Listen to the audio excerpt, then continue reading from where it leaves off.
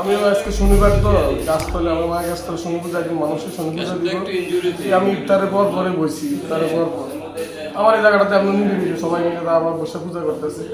পূজার এক শেষ পর্যায়ে আমি প্রায় তখন আটকা দেখলাম, মানে আমি আমার যেখান তো এদিকে আটকা ইটার একটা পড়লো, মানে একটা সাদা বস্তু কোনোদিন মশানো আমার গায়ের উপরে কাছে পড়ছে ঠান্ডার উপরে। আমি ধরলাম গাড়িটা আমার মনে কি গাছের দিকে পড়লো কিনা কেউ ইয়া ভারী বুঝতো। আমি এটারে আসতে ফেলা দিয়া একটু দূরে সারা ফেলা দিয়েছি, দূরে তো অনেক ধুমা আরম্ভ হয়ে গেছে।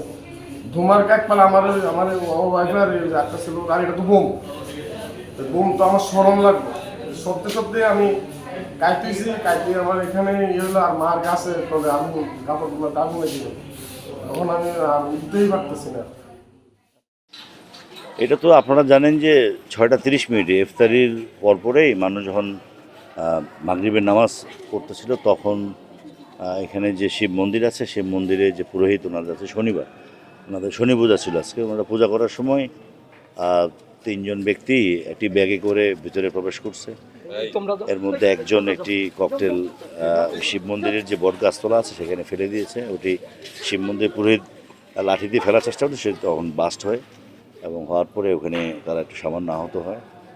আর এরপরে তারা ব্যাগটি ওই মন্দিরের সামনে রেখে চলে যাওয়ার সময় মসজিদ যেখানে নামাজ চলতেছে যে মসজিদের সামনে 2টি ককটেল বিস্ফোরণ করে এখানে একজন পথচারী সামান্য আহত হয়, মানে প্রাথমিক চিকিৎসা নিয়ে উনি এবার চলে আসছে।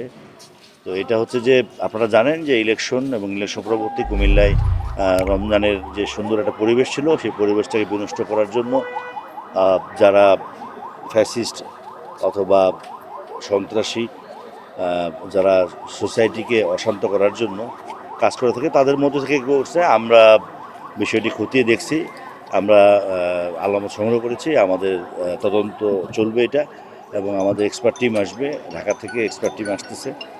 এটা কী ধরনের ককটেল সেটাও আমরা পরীক্ষা করে দেখব, আর কারা ঘটিয়েছে সেটা আমরা এখনই বলতে পারতেছি না। আমরা একটু তদন্ত করে আমরা পরবর্তীতে আপনাদের বলতে পারবো যে অ্যাকচুয়ালি কী ঘটনা, কেন করেছে, কী উদ্দেশ্যে করেছে। কারণ তারা কিন্তু শিব মন্দিরেও একটি বিস্ফোরক ককটেল বিস্ফোরণ ঘটিয়েছে, আবার মসজিদের সামনেও 2টি বিস্ফোরণ ঘটিয়েছে।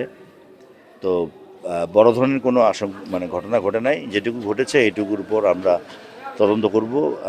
এটা নিশ্চয়ই অস্থিতিশীল পরিবেশ তৈরি করার জন্যই যারা সামাজিক যোগাযোগ বিভিন্ন মাধ্যমে বিভিন্ন উস্কানিমূলক পোস্ট দেয় তারাই করেছে এবং আমরা তাদেরকে চিহ্নিত করার জন্য আমাদের টিম মাঠে নেমেছে।